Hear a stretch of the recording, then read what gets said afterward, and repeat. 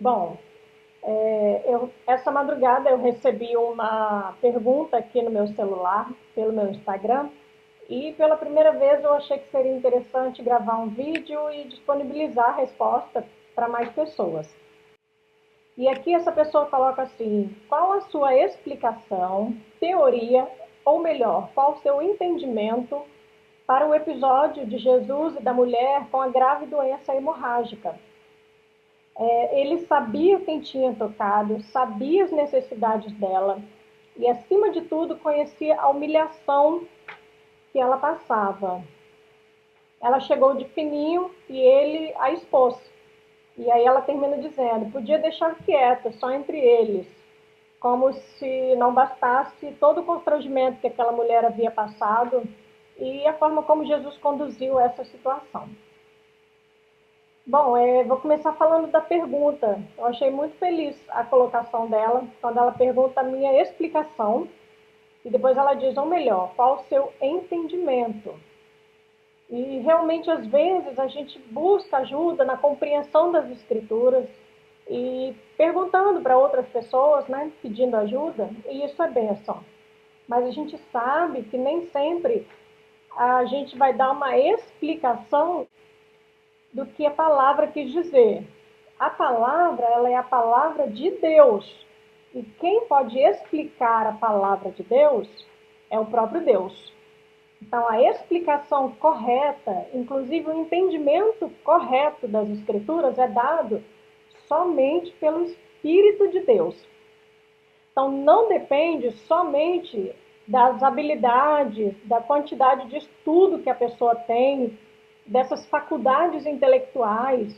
E tudo isso é bênção e podem ser ferramentas na mão do Espírito Santo para que a sua palavra se torne mais inteligível ou alcance mais as pessoas. Agora, o entendimento, a real explicação do que Deus quis dizer com a sua palavra somente é dado pelo Espírito de Deus. O que isso significa? Significa que Deus, ele se revela na nossa consciência. Ele tira o véu, ele descortina e ele traz luz à nossa consciência.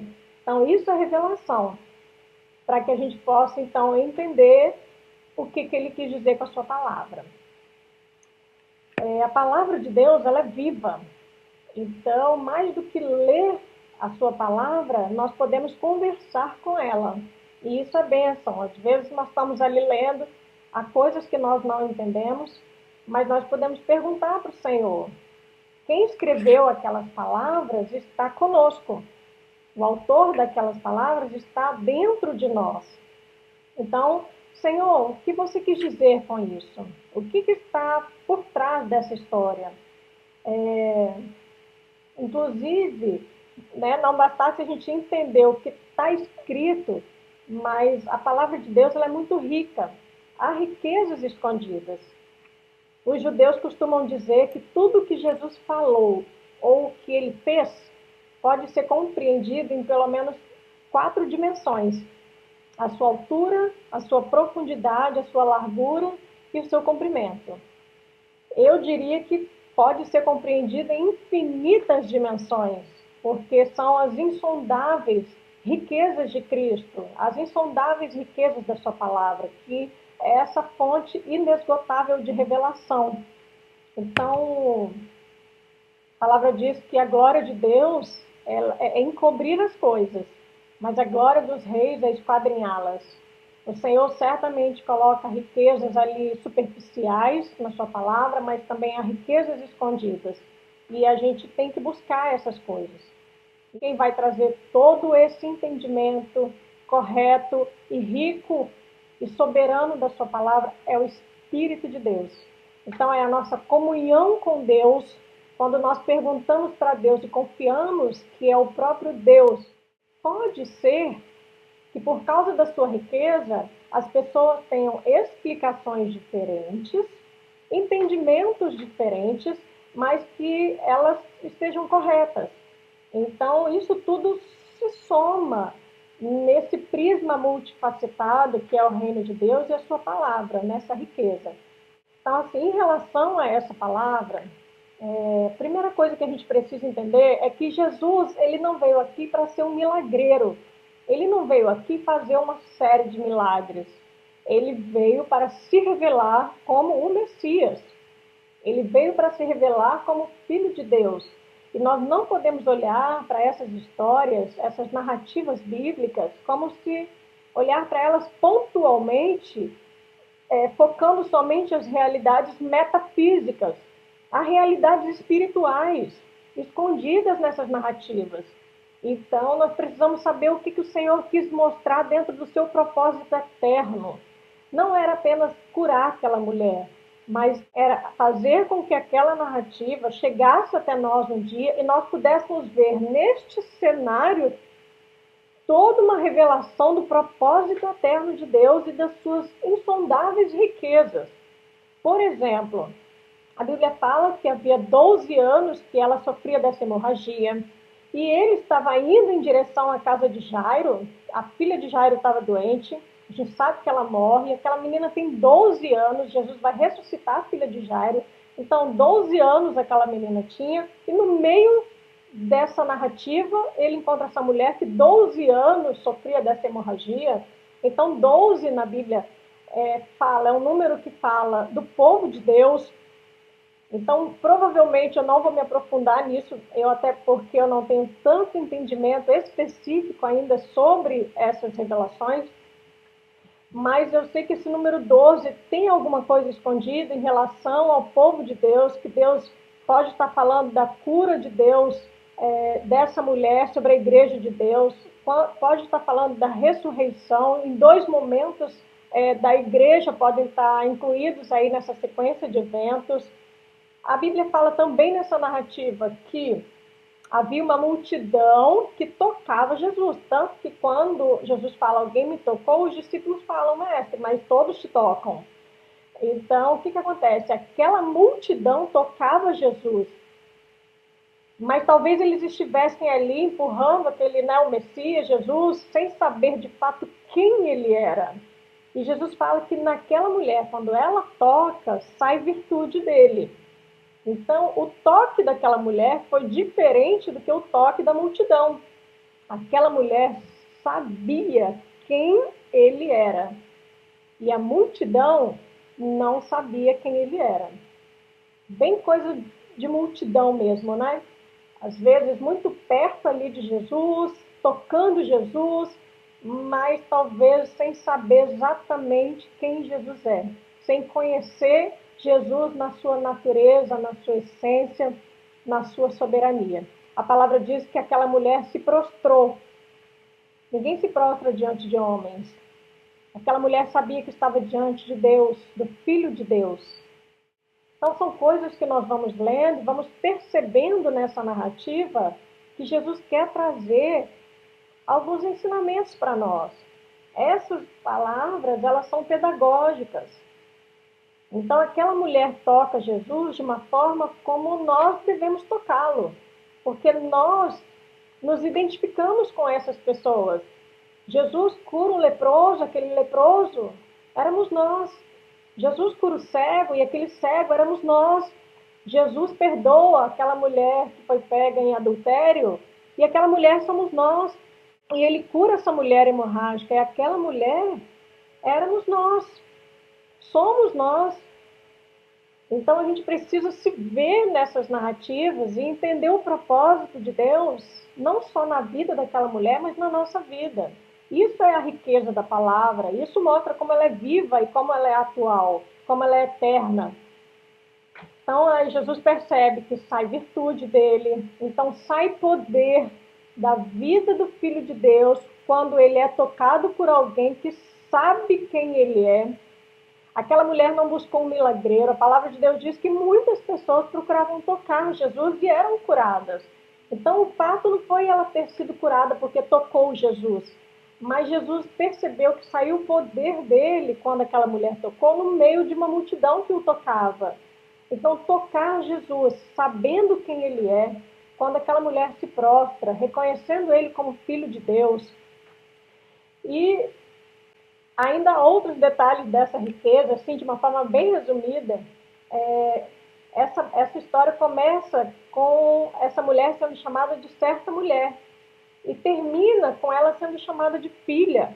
Será que também essa história não quer mostrar para nós acerca de um Jesus que mais do que, né, curar uma hemorragia, que ele, graças ao Senhor, tem poder para isso e autoridade para isso, ele veio para resgatar a nossa identidade. Éramos todos essa certa mulher e que ao final dessa história somos feitos filhos. Então ele resgata a identidade dessa mulher, é um Deus que nessa vida presente é capaz de nos recompensar muito mais.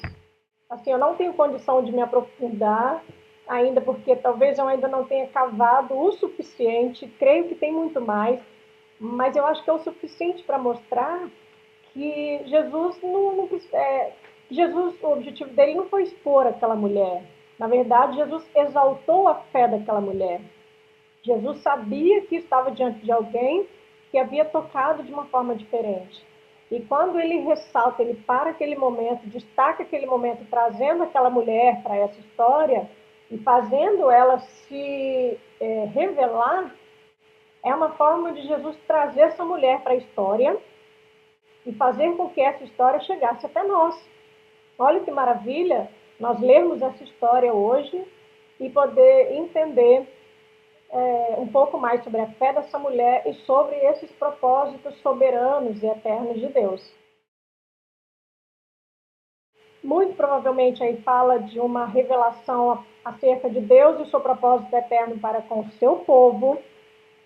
Está escondido nessa história, mostra essa fé de uma pessoa que toca Deus, que toca o Filho de Deus como quem sabe quem é o Filho de Deus. E nós estamos aqui para saber quem é Jesus, para termos entendimento de quem Ele é. Então, esse é o nosso Deus, que não só nos cura da nossa imundície, mas Ele também nos resgata e nos restaura, nos traz de volta a um contexto de comunhão, nos inclui na sua família, que sejamos feitos filhos de Deus.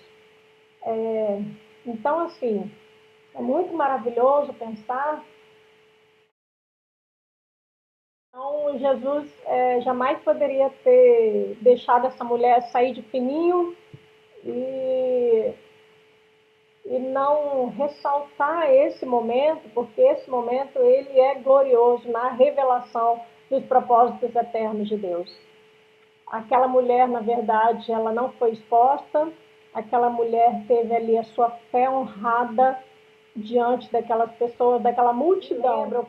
Eu queria poder terminar aqui, mas eu queria só, assim, trazer um pouquinho mais sobre essa noção que a gente tem que ter das realidades espirituais em torno dessas realidades físicas que nós lemos na palavra de Deus. Jesus, quando veio aqui, ele não perdeu de vista a face do Pai, não perdeu de vista o foco, o seu propósito, o propósito da sua vida. E certamente as realidades espirituais eram muito mais importantes do que as realidades físicas. Jesus deixou isso claro. Quando colocam aquele paralítico, por exemplo, diante dele, que tiveram que descer aquele paralítico pelo telhado, então ele olha para aquele homem e fala: seus pecados estão perdoados.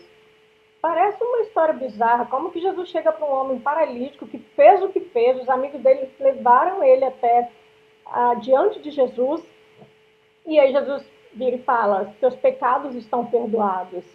Isso mostra que a prioridade de Jesus eram as realidades espirituais.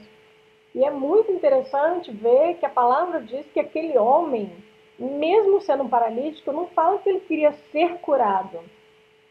Fala que ele queria estar diante de Jesus. E muito provavelmente aquele homem, de fato, mesmo sendo um paralítico, ele buscava perdão para os seus pecados. E Jesus sabia como estava a consciência daquele homem. Então ele vai ali no ponto, exatamente na necessidade, na real necessidade daquele homem paralítico. E ele fala, seus pecados estão perdoados. Ali aquele homem conseguiu o que ele tinha ido buscar, quando reconheceu que de fato ele era o Filho de Deus, porque somente alguém que viesse do próprio Deus poderia perdoar pecados, né? Que foi isso que a narrativa fala. Mas aí então Jesus fala, para que vocês saibam que o Filho do Homem tem autoridade para perdoar pecados, então levanta e anda. E aí ele cura aquele paralítico. Graças ao Senhor pela sua misericórdia, pela sua autoridade, né? Mais do que o seu poder, a sua autoridade de fazer com que aquele paralítico voltasse a andar. E se revelar ali como Messias, como Filho de Deus, como aquele que estava prometido de Gênesis a Malaquias e veio aqui para resgatar essa comunhão com a humanidade. A outra narrativa, por exemplo, que Deus deixa muito claro essa perspectiva espiritual das coisas que ele fazia. O cego desesperado, Jesus, filho de Davi, tem compaixão de mim. E diz que os próprios discípulos, né, as pessoas estavam ali tentando, fica quieto aí, você está incomodando o mestre e tal, mandando ele falar baixo. E ele insiste, vai atrás de Jesus. Quando chega diante de Jesus, Jesus imagina, pergunta e fala, o que você quer que eu faça? Então, assim, são histórias que a gente precisa parar para pensar, porque na lógica humana, terrena, metafísica, Jesus estava ali, o homem se esgoelando, Jesus, filho de Davi, o cara cego. Como que Jesus pergunta para ele, o que você quer que eu faça? É claro que aquele homem queria voltar a enxergar. Mas quando Jesus pergunta isso, há por trás disso algo que nós precisamos compreender. O que Jesus estava querendo mostrar é que no momento que aquele cego chama Jesus de filho de Davi, e aquela multidão em volta dele, mais uma vez a multidão em volta dele, enxergando muito pouco acerca de quem Jesus era, então Jesus estava querendo mostrar que aquele cego, na verdade, já enxergava. E ele já via o que ele precisava ver. Porque filho de Davi é um título messiânico. É o Ben Melech Davi.